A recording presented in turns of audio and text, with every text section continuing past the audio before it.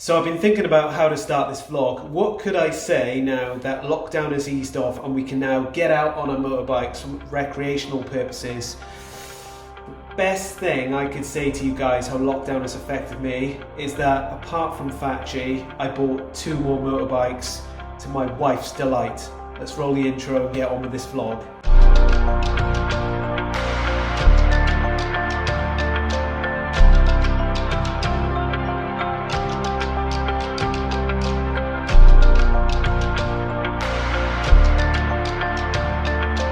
So I haven't been out on the road now for about 8 months. It's the 2nd time this year.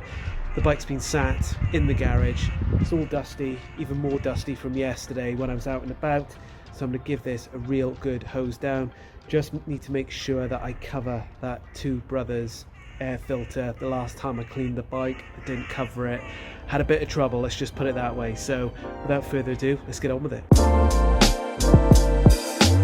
So I must admit, usually I do use Harley products, but got my Tesco's bag, save the environment, and for today I've just got this from Audi. So just came with my previous car, thought I'd give it a whirl, and then got my sponge, and then got the bucket and give it a clean out, and off we go.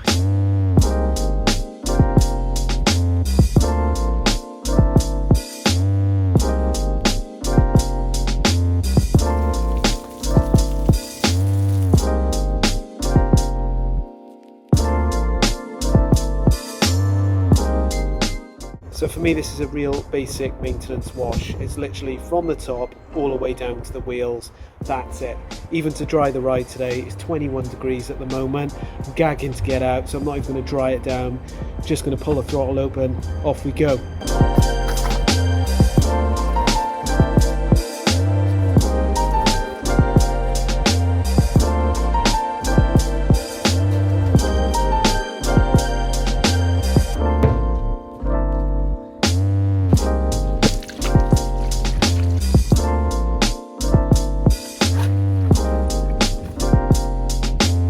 Sure, whilst I'm halfway through this, the biggest question I'm going to get asked in the comment section is, Mark, why are your calf muscles so massive? And guys, that is my complete secret. However, on to the next part with the wheels. As you can see, I've just washed them, so what I'm going to do is just roll them slightly forwards, get the residue out, and then just clean the other side of the wheels, and that's it. We're pretty much ready to go. So without further ado, let's get cracking.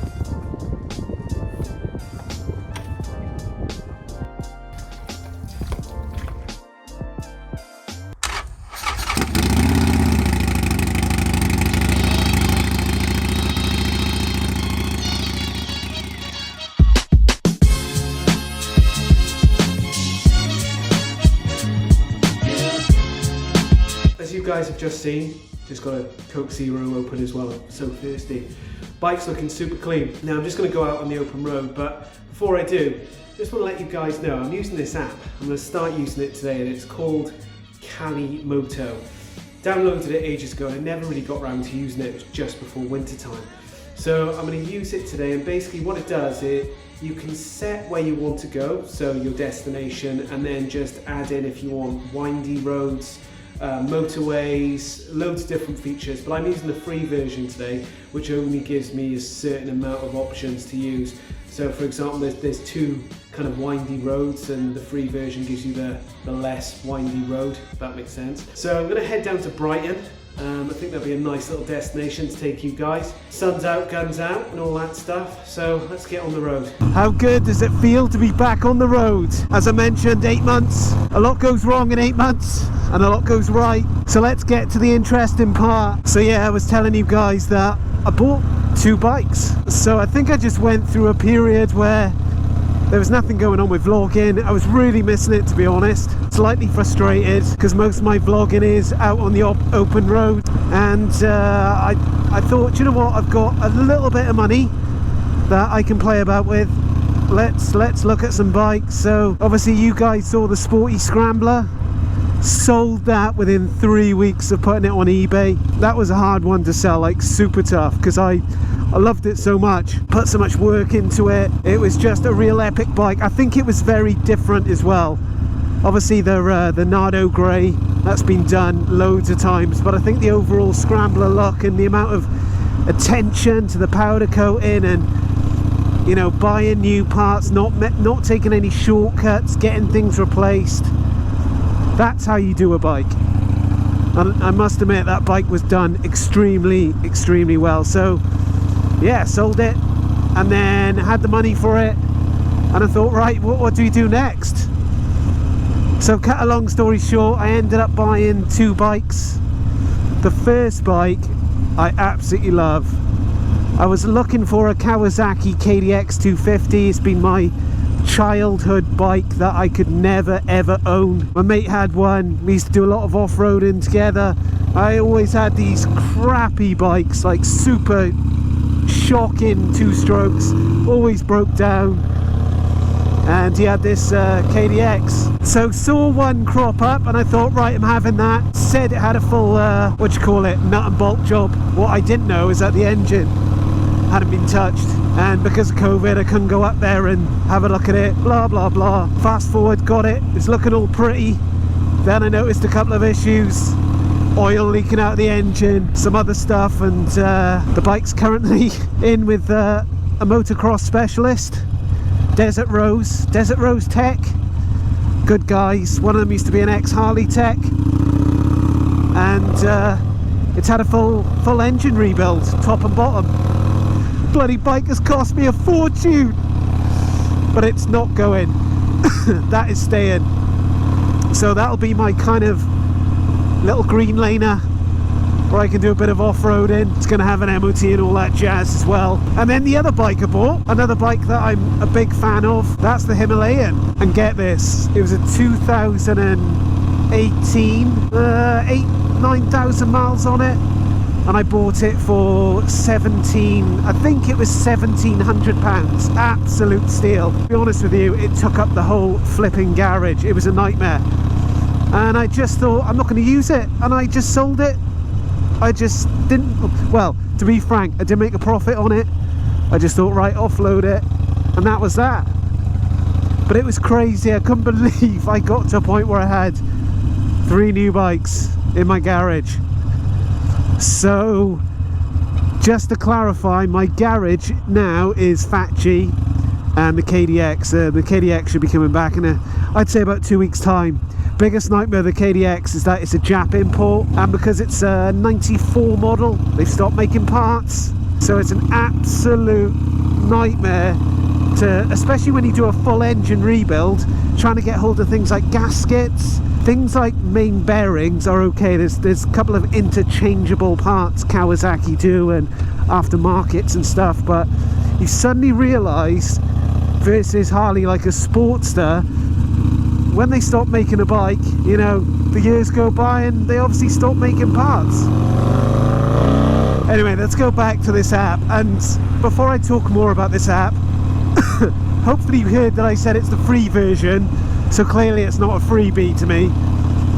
But the main issue I have as a rider is that I can never, this is embarrassing actually, but if you take me somewhere on a ride once or twice or perhaps 3 times, I still can't remember how to follow that route again.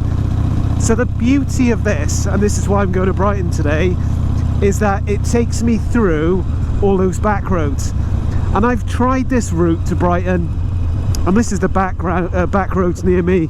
I've tried it about, I'd say 15 times on my own, and I still end up on the motorway. Just for the life of me, can't work it out.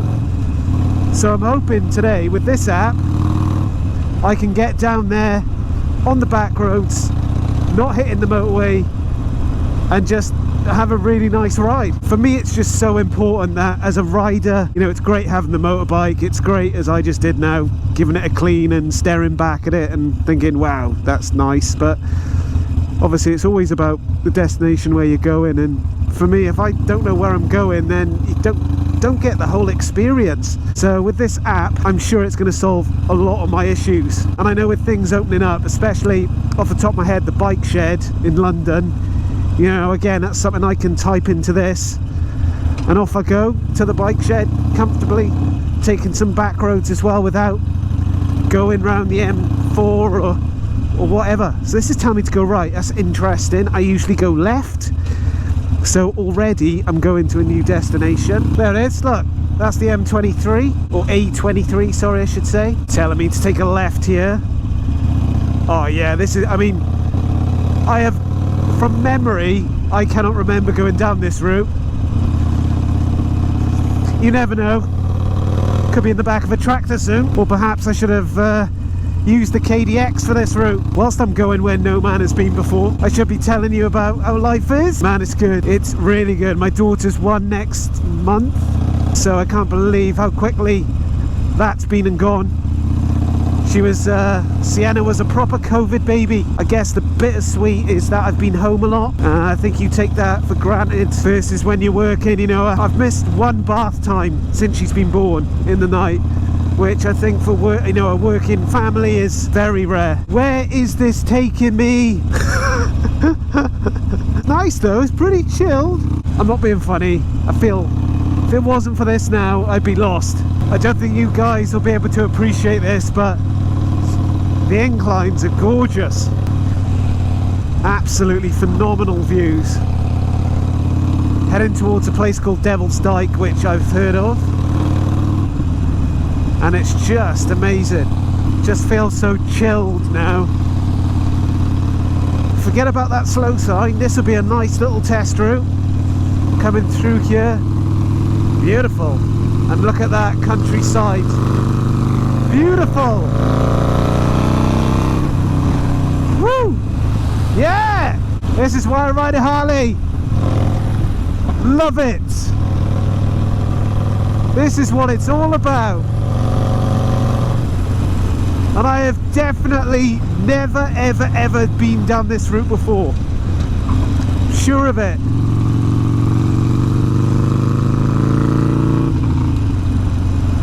Just gorgeous.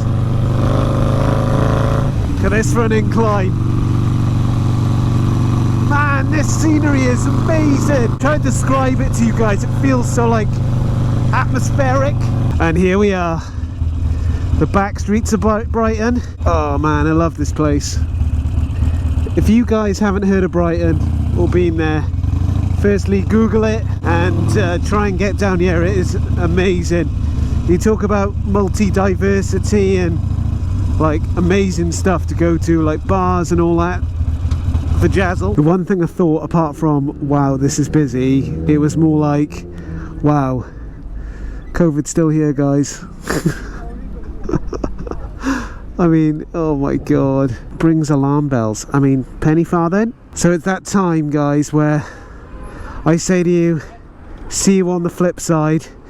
I'm gonna get home, go have a protein bar, you know, this new health kick and all that stuff, and I'll catch you soon. You take care, all the best. Motonewbrider.